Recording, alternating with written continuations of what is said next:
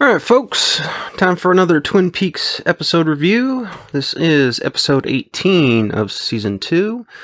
Title of the episode is On the Wings of Love. Let's get started. We pick up where we left off at the end of the last episode with the femme fatale assistant of the late Thomas Eckhart. Has infiltrated the bookhouse and is trying to seduce Harry. Uses a little hallucinogenic substance, I guess what it would best be described as, and Harry starts to kind of think he sees Josie. It's back again. And then the lady there decides to play a garroter, or someone that uses a garrote, or a wire of some type to strangle a person, which looks like piano wire, and unfortunately for her, she fails. I guess never send a woman to do a man's job, eh?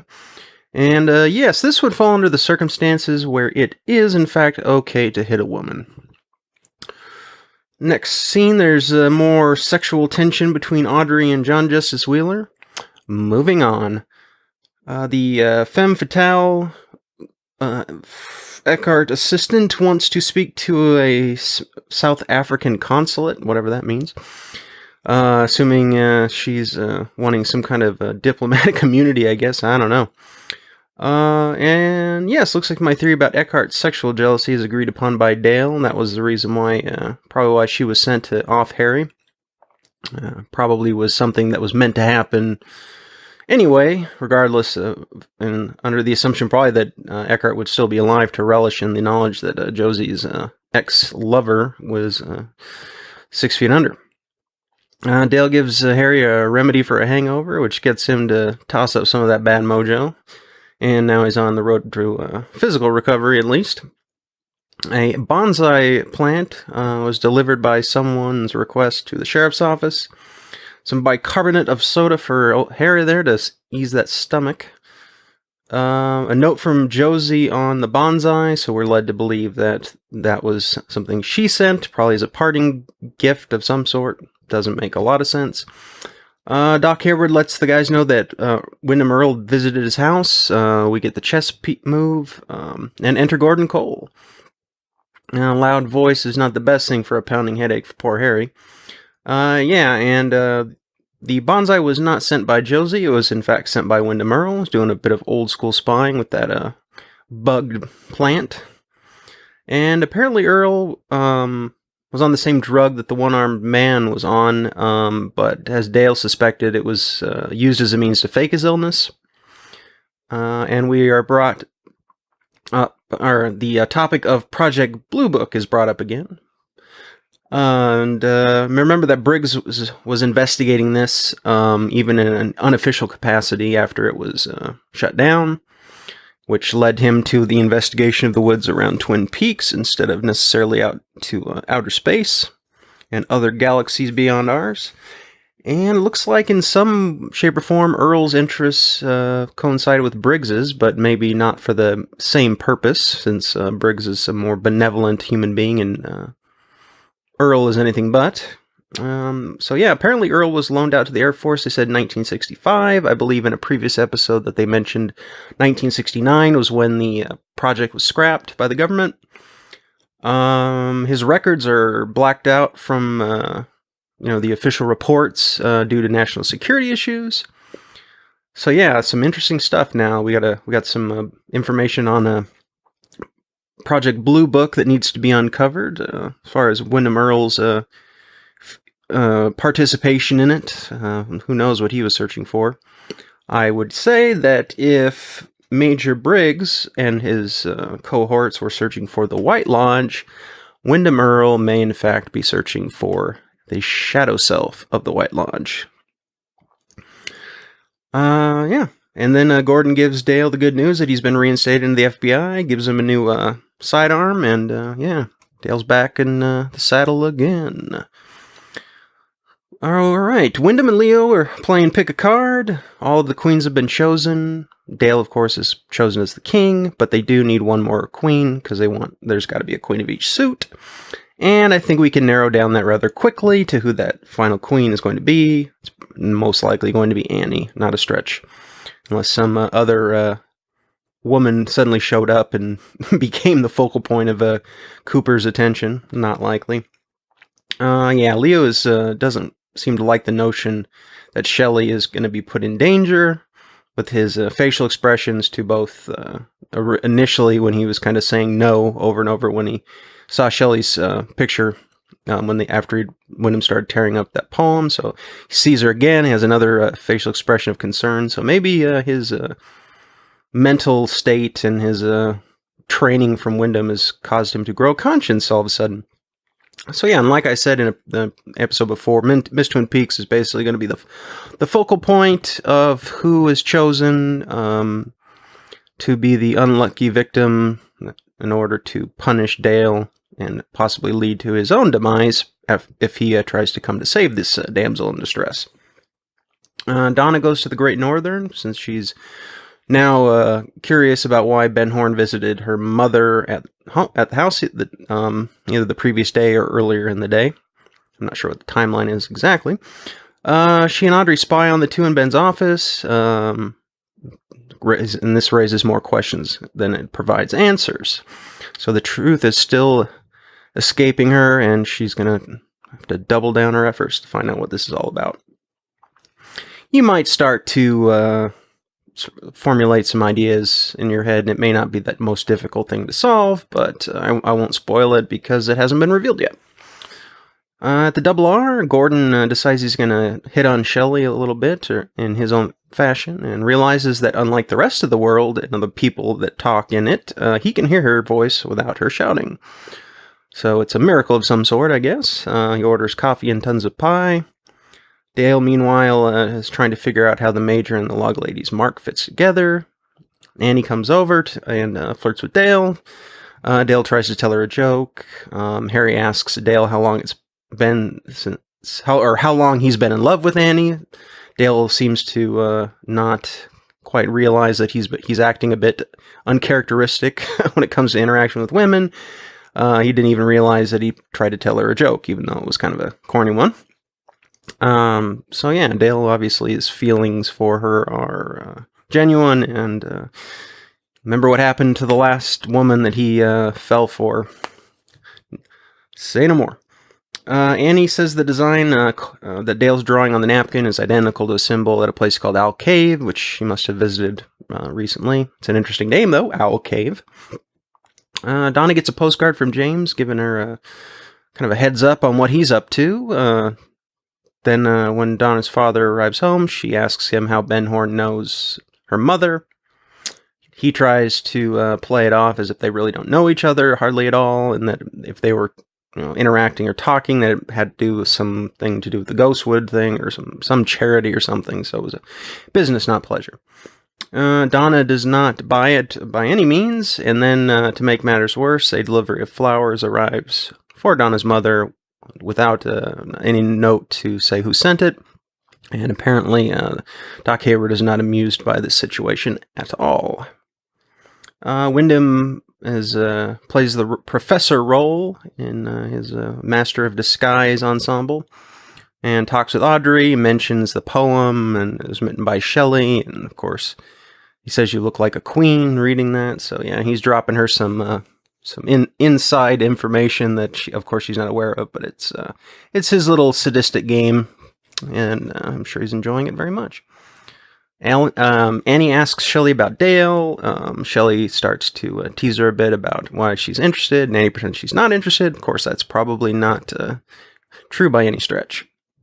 Andy decides he's going to do some spelunking indoors at the sheriff's station.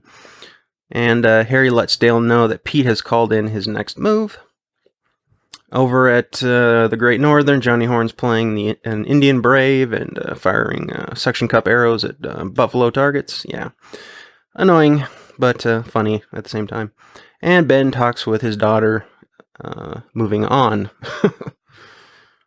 All right, now we're getting to some interesting stuff finally. Though this episode is definitely a rank above the previous one as far as what we get to figure out and what we're led, new information we're given. And this is a very, very important part, to say the least. All right, we're at Owl Cave, and apparently Andy's spelunking skills failed him when he needed them most. Apparently Hawk played in the cave as a child, so he's familiar with the layout, makes it convenient for them to get through the cave without having to spend a lot of time looking around and wasting our time on camera as far as that goes.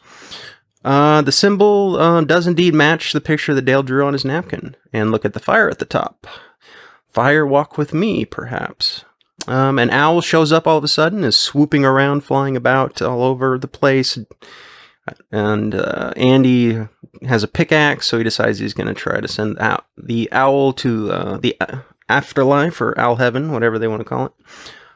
Misses and sinks that pickaxe into the symbol at the top of the design, or at least the part drawn at the top of the design, and a mechanism is triggered within that cave wall, pushes out the piece of that the design below. And we see a handle with the owl shape that we've seen before, and it is a petroglyph of some sort, according to Dale.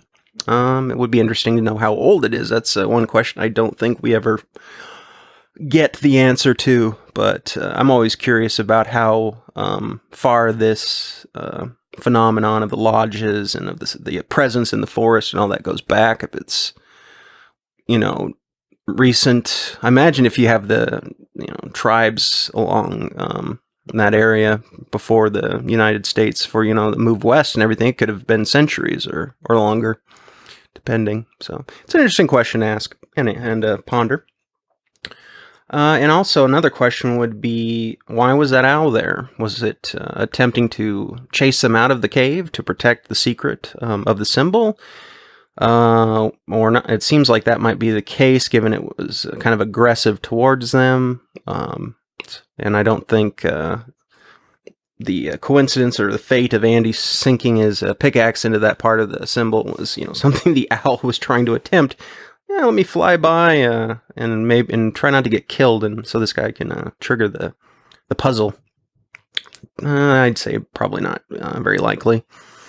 At the Great Northern Bar, Annie and Dale cross paths, and did I mention that this Heather Graham is gorgeous? Yes, quite so. Dale strikes up a conversation, and we are shown a shot of Andy's wrist, and there's a scar across it, which means most likely she probably tried to slit her wrist in a suicide attempt that failed. Maybe that's the reason why she was sent to the convent. I would imagine that would probably be it. Dale's a hell of a smooth talker, and gets Annie to lower her guard a little bit, and says that he'll help her, or at least try to help her work through her issues. So that's, I think, seals the deal when it comes to them as a couple, even though they haven't officially announced anything.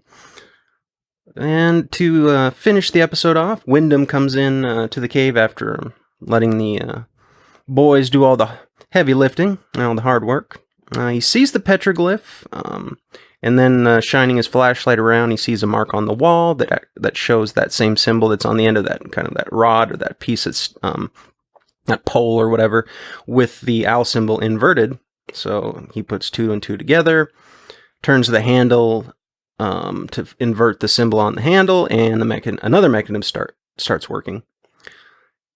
Andy's pickaxe falls out of the inverted owl symbol, which was actually in the middle of the fire design. I imagine even if he hadn't been able to, or hadn't miraculously struck the right spot with his pickaxe, if they had seen the symbol in the fire and then looked at that other symbol on the wall, they do match. They have the same inverted symbol, so they probably would have put 2 and 2 together, but fate or coincidence saves us a little bit of time. So yeah, it's a good episode. The revelation of Wyndham Earle being interested in Project Blue Book and working kind of in classified circumstances with the military, and that what he discovered or what went on is struck from the records because of national security. It's very interesting. Gives us some background and motivation on what he may have been into even before he met Dale. So Earle may have been he may have not just snapped all of a sudden. He may have been the wicked, wicked antagonist, for most of his life. And maybe he just went to the point of not caring anymore, and that's when he kind of went into almost psychotic mode, or evil genius mode, if you will. Yeah, we're sent to Owl Cave. The symbols that we were shown as a kind of a sneak preview are identified and serve their purpose, so that's cool. That the White Lodge was trying. I mean, that's another thing you could bring up with the owl. If the White Lodge inhabitants or whatever put those symbols on Major Briggs and the Log Lady, it must have been a means by which to get them to Owl Cave. So maybe the owl there was a representative of the Black Lodge, or a representative of the White Lodge that was trying to dissuade them, because maybe they may uncover something that might, be the opposite of what they expect it to be, as far as being something beneficial to, as far as something which to be discovered, as far as the end of the path that they've been following leads to. It's hard to say, but yeah, it's a good episode. And that was episode 18, like I said. So we have 4 more to go until the finale. And yeah, it's a heck of a finale. So yeah, I'll be back with episode 19, and then I'll get all 17, 18, 19 posted at the same time, and then maybe take a break, and then do the next 3 perhaps as a bunch, and then I can do a longer episode devoted to the last episode, because it is double length, like the pilot episode was and the beginning of season 2 was. So it's a long one, and there's a lot going on, so it may be a very long video, but it'll be the one that is the final as far as the television show goes. So it seems appropriate enough. And yeah, hope you enjoyed the review so far up to now, and I will talk to you guys in the next video. Until then, take it easy. Until then.